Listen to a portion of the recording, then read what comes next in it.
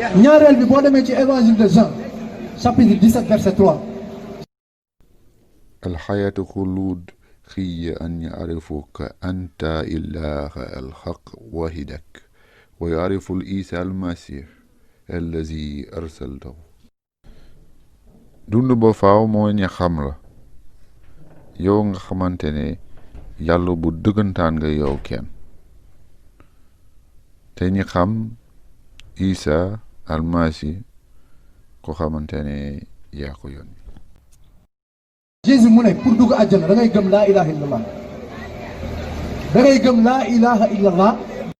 aaya bi moom dafay wax naan dund buy sax ci xam yàlla nga koy am waaye du xam yàlla rek mooy kenn la tax nga am nga rëcc noonu nga xam muy kan yàlla googu te nga xam Yeesu almasihu mi mu yónni. bu ñu xoolee feneen ci Linjiil da ngay gis mu naan anta tuminu an allah ilaha illa allah xasanan wa xatta shayatin tuminu bil hada.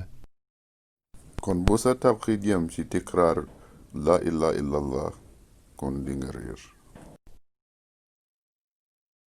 gëm ni moom yonentu yàlla la lii la Jésus wax Jean chapitre 17 verset 3 chrétien bu ma gëmul na vérifier Bible baa ngi nii ma tax mu ne or la vie éternelle c'est qu'ils te connaissent toi le seul véritable Dieu et Jésus-Christ que tu as envoyé. shahada moom yemul ci gëm ne yàlla kenn la ndax seydaani sax gëm na yàlla kenn la waaye nag dafa boole wàlla si ñi xam Isa almasihu di ko xamante ne ci contexte bi